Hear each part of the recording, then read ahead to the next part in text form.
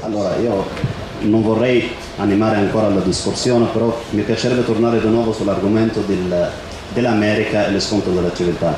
Io vengo da un paese, mi dispiace Marco, ma voglio precisare una cosa.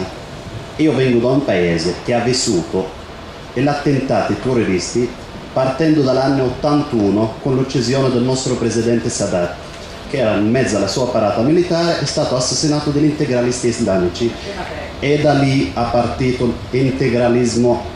Fare le sue prime vittime inizialmente sono i paesi arabi. Io sono rimasta a casa senza lavoro per 6 mesi dopo l'attentato di Luxor, se lei se la ricorda che era così. Sono rimaste uccisi purtroppo 56 anime innocenti straniere svizzere di origine. Pardon Marco, ok, erano prevalentemente vittime occidentali, poi c'erano anche la vittima egiziana, che erano la sicurezza, l'organo di sicurezza e la persona che lavoravano lì. E da lì ha partito tanti altri attentati. Ma nell'epoca, non voglio sempre polemizzare, ma l'Occidente dava asilo politico al Signore che alimentavano quell'odio, perché per loro noi eravamo infedeli quanto siete voi adesso. Sempre nell'ottica degli integralisti, le vedano il diverso che sia infedele, sia di vista musulmana sia di vista occidentale. Dopo di questo abbiamo assistito tutto quanto a quello che è successo in Algeria.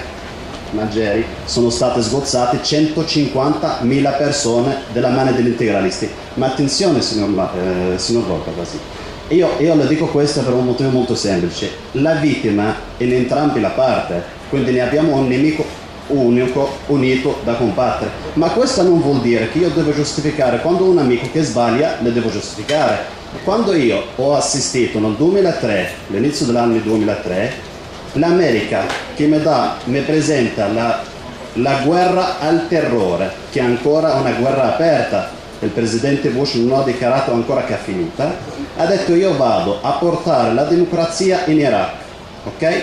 Fondando la sua tesi su 3 argomenti: armi di distruzione di massa, rapporti tra Saddam Hussein e Osama Bin Laden, che sono, per una persona che così viene da quella cultura, sa che un regime liberale quanto era Saddam Hussein, sia una persona cattiva, ne ha fatto dei suoi danni, non può sposare una tesi degli integralisti, perché lui le combatte a casa sua, perché non lo può vedere quanto le fa Mubarak, il mio presidente attualmente, con i fratelli musulmani, anche se hanno altra ideologia, ma lì scappiamo.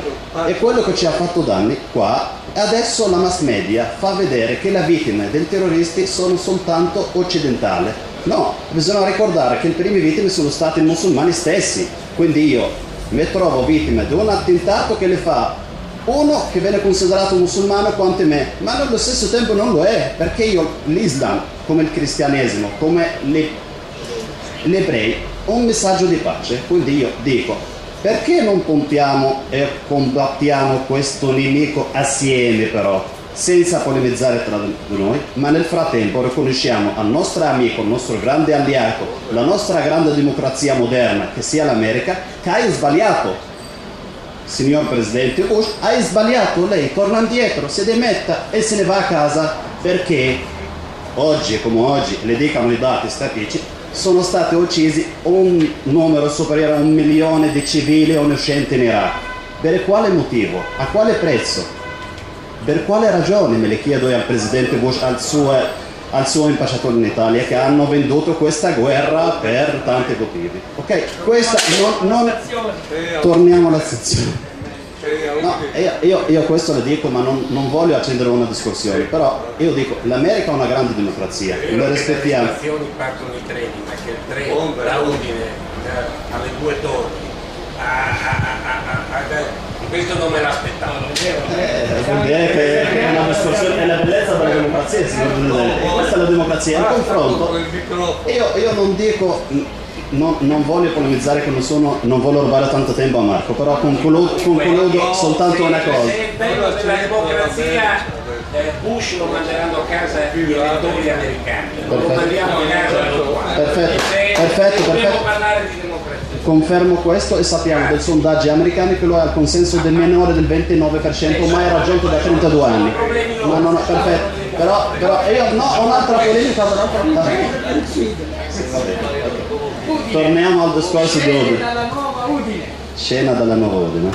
È Udine oggi. Perfetto, è Udine qua.